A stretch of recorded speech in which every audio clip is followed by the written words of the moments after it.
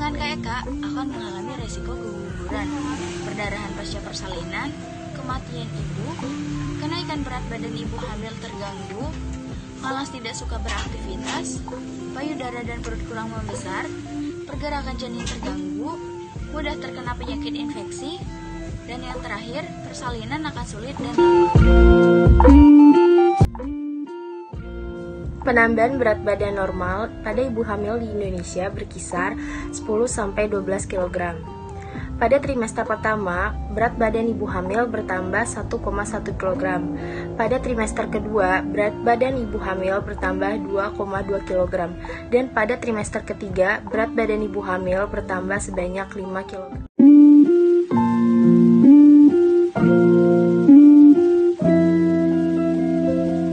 Pemeriksaan ini dilakukan apakah terdapat gula darah dalam urin pada masa kehamilan.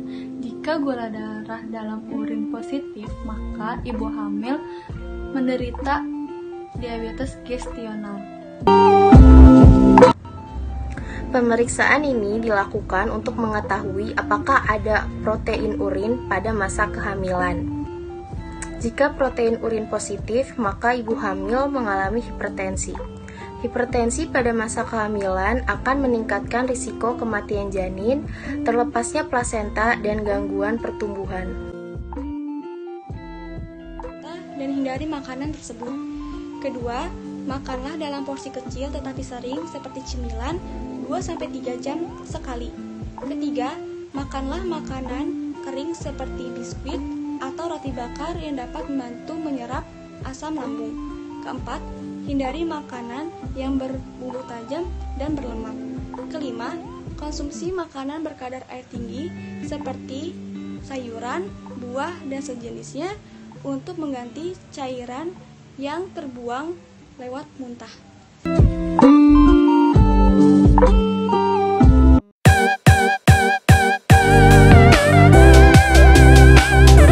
Halo semuanya, hari ini kami akan memberikan edukasi mengenai isi piringku. Yuk kita simak. Banyak dari masyarakat kita yang masih belum mengetahui apa itu isi piringku. Makanan yang biasa dikonsumsi oleh masyarakat tidak sesuai dengan isi piringku, seperti jumlah porsi dan makanan yang tidak beraneka ragam. Isi piringku merupakan pengganti dari slogan 4 Sehat 5 Sempurna yang sudah ketinggalan zaman, sekarang sudah diganti dengan pedoman gizi seimbang. 1. Makanan pokok. Pangan yang mengandung karbohidrat yang sering dikonsumsi, contohnya beras, jagung, umbi, kentang, dan roti. Untuk porsi makanan pokok yang sesuai dengan isi piringku yaitu 2/3 dari setengah piring. 2. Lauk pauk. Lauk pauk terdiri dari pangan sumber protein hewani dan pangan sumber protein nabati. Lauk pauk hewani terdiri dari daging sapi, ayam, ikan dan hasil laut lainnya, telur, serta susu dan produk olahannya. Sedangkan lauk pauk nabati berupa tahu, tempe, dan kacang-kacangan. Lauk pauk dikonsumsi sebanyak 1/3 dari setengah piring. Yang ketiga yaitu sayuran. Sayuran adalah sumber vitamin dan mineral yaitu vitamin A, vitamin C, zat besi, dan fosfor. Untuk porsi sayuran yang sesuai dengan isi piringku yaitu 2/3 dari setengah piring. Yang keempat adalah buah-buahan. Mengkonsumsi buah-buahan baik bagi tubuh karena buah-buahan mengandung antioksidan, serat, serta vitamin dan mineral. Peran buah-buahan dari isi piringku yaitu 1/2 dari piring. Apa sih manfaat isi piringku? Yuk kita lihat. Ada 6 manfaat isi piringku yang baik bagi tubuh. Yang pertama, meningkatkan sistem imun dalam tubuh. Yang kedua, membuat tubuh terasa lebih segar. Yang ketiga, dapat menurunkan berat badan. Dari berat badan yang obesitas hingga menjadi normal. Yang keempat, dapat mencegah dan mengobati kanker. Kelima, dapat mengendalikan tekanan darah. Yang keenam, dapat melancarkan pencernaan. Nah, inilah edukasi mengenai isi piringku. Jadi, isi piring kita merupakan kesehatan kita. Kita tak boleh melewatkannya. Oke?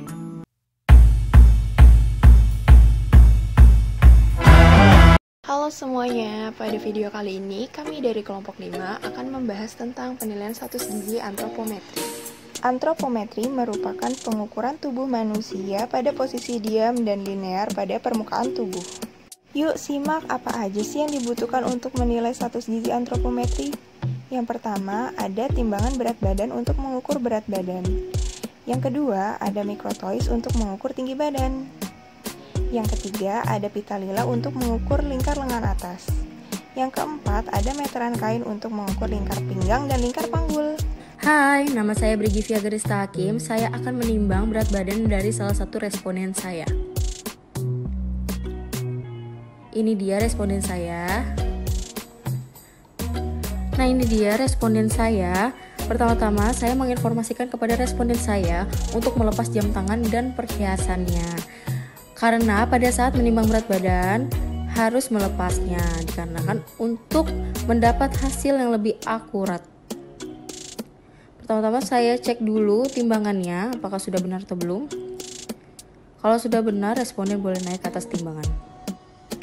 Baik, pada saat menimbang, badan responden harus tegak lurus dan pandangannya lurus.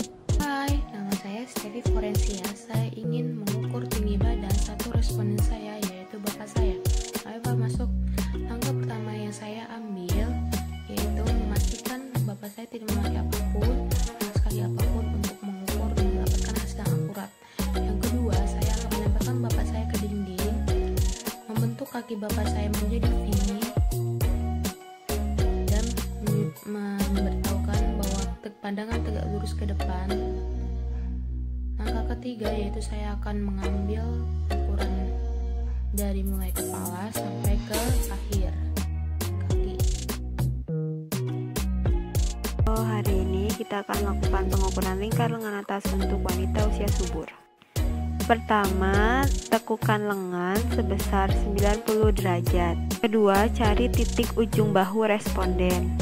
Yang ketiga, cari titik ujung siku.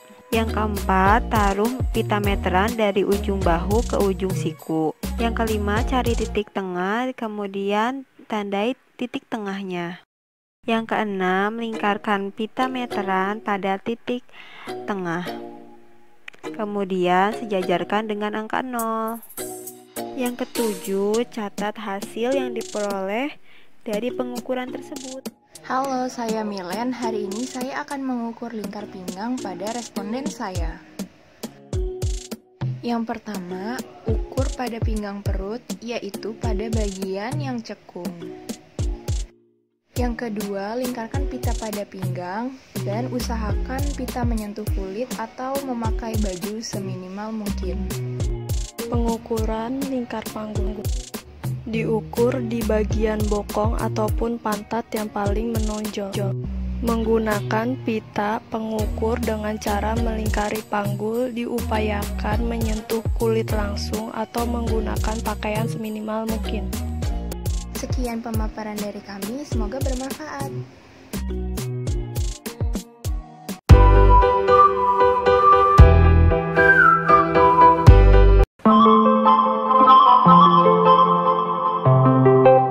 Daftar bahan makanan penukar adalah daftar yang berisi 7 golongan bahan makanan.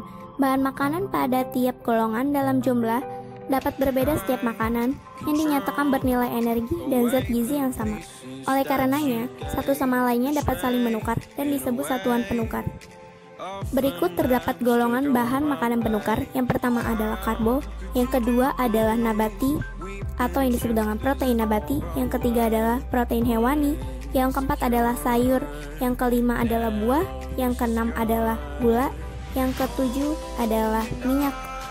Beras merupakan golongan A, yaitu karbohidrat yang kandungan zat gizi per porsi 100 gram, memiliki 175 kalori, 4 gram protein, dan 40 gram karbohidrat.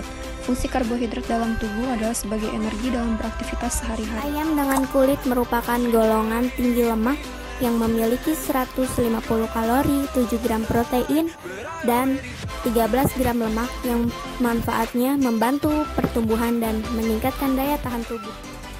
Tempe termasuk ke dalam golongan protein nabati yang satu penukarnya 50 gram memiliki energi sebesar 75 kilokalori, protein 5 gram, lemak 3 gram, dan karbohidrat 17. Manfaatnya sebagai antioksidan. Sawi pakcoy dan wortel termasuk golongan sayuran B yang satu penukarnya berisi 100 gram. Terdiri dari 25 kilokalori, 5 gram karbohidrat, dan 1 gram protein. Sawi pakcoy mempunyai manfaat yaitu menghaluskan kulit, sedangkan wortel mempunyai manfaat yaitu meningkatkan kesehatan mata.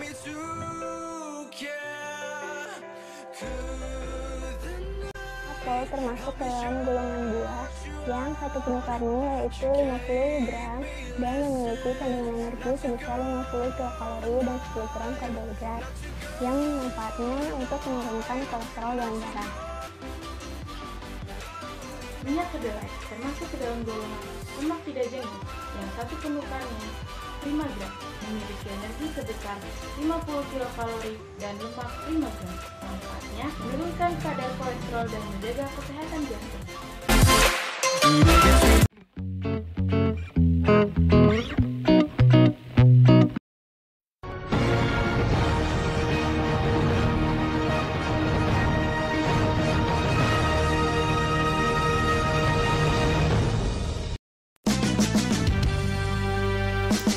Mari kita cuci tangan, 6 langkah berurutan. Basahi dulu dengan air, beri sabun baru mulai. Gosok kedua telapak tangan, gosok punggung tangan kiri, gosok punggung tangan kanan, juga telapak dan sela jari. Dua tangan kuncikan, ibu jari kiri gosok memutar, ibu jari kanan gosok memutar. Ujung jari putarkan, jari kanan jari kiri. Bilas air mengalir, keringkan dengan sempurna. Bersih kedua tanganku.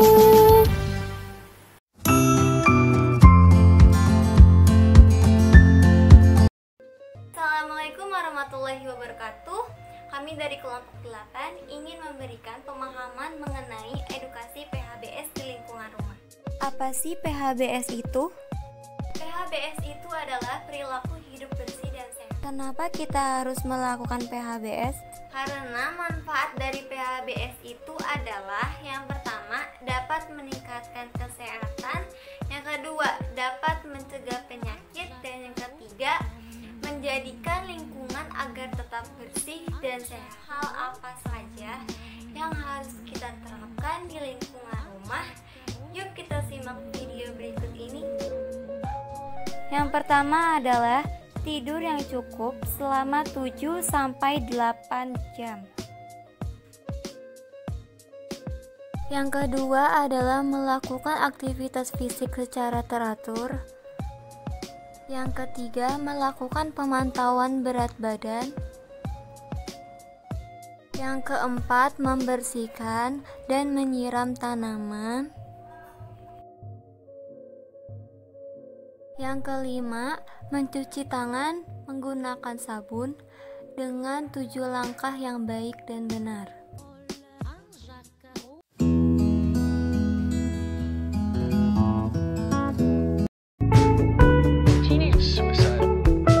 Sebagai bentuk penyelesaian tugas untuk ujian praktikum kedua mata kuliah multimedia, kami dari kelompok 9 akan menjelaskan apa itu stunting. Stunting adalah kondisi pertumbuhan anak, terutama pertumbuhan otak dan pertumbuhan tubuh akibat dari kekurangan gizi yang membutuhkan. Adapun gejala stunting, yang pertama, anak berbadan lebih pendek untuk anak seusianya. Yang kedua, berat badan anak lebih rendah untuk anak seusianya dan pertumbuhan tulang tertunda. Dan yang ketiga, proporsi tubuh anak cenderung normal, tetapi anak terlihat lebih muda untuk anak seusianya.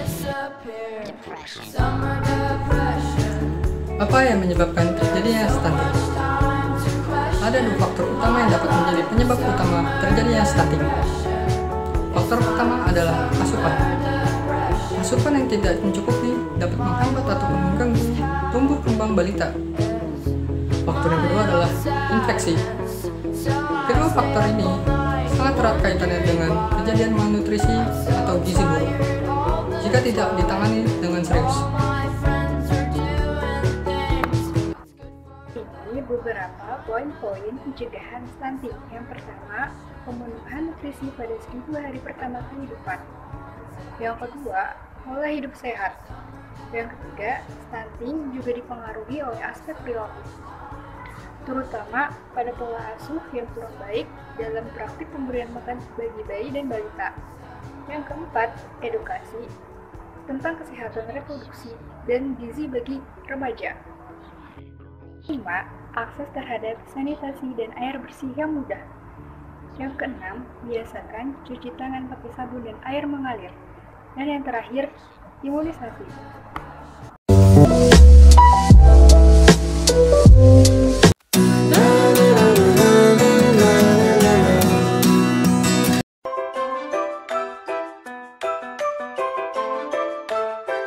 Halo teman-teman, kami dari kelompok 10 beranggota saya, Winda Indrawati Pangestu, Vera Zikni, dan ada Miosan Tasarifa Agale. Gizi buruk adalah keadaan kurang gizi tingkat berat pada anak berdasarkan indeks berat badan menurut tinggi badan kurang dari min 3 SD dan atau ditemukan tanda-tanda klinis marasmus, kwashiorkor, dan marasmus kwashiorkor. Berikut ini ada 7 tanda kurang gizi, yaitu yang pertama tubuh kurus pendek atau kurus dan pendek. Selanjutnya mudah marah. Yang ketiga itu mengalami kecemasan berlebihan pada anak. Selanjutnya rambut kering dan rontok pada anak. Selanjutnya kulit terlihat kusam pada anak. Selanjutnya kehilangan kekuatan otot pada anak.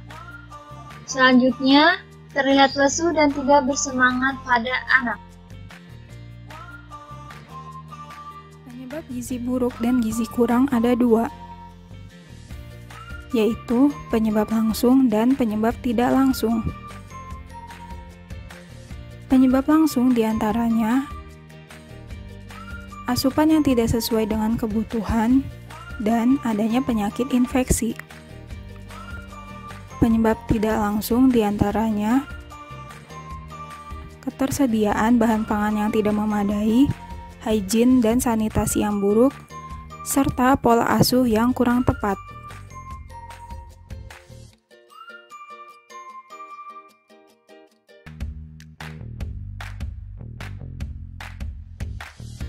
Cara mencegah terjadinya gizi buruk.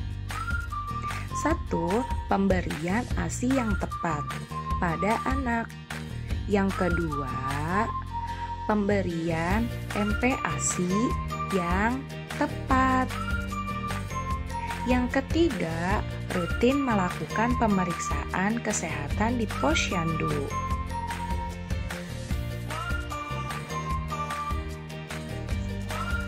Lalu bagaimana cara penanganan jika anak sudah mengalami gizi buruk? Berikut cara penanganannya. Yang pertama, berikan makanan tumbuh kejar. Makanan tumbuh kejar yaitu makanan yang tinggi kalori dan tinggi protein. Yang kedua, obati penyakit penyerta. Yang ketiga, berikan stimulasi. Stimulasi yang diberikan berupa kasih sayang dan memberikan motivasi pada anak.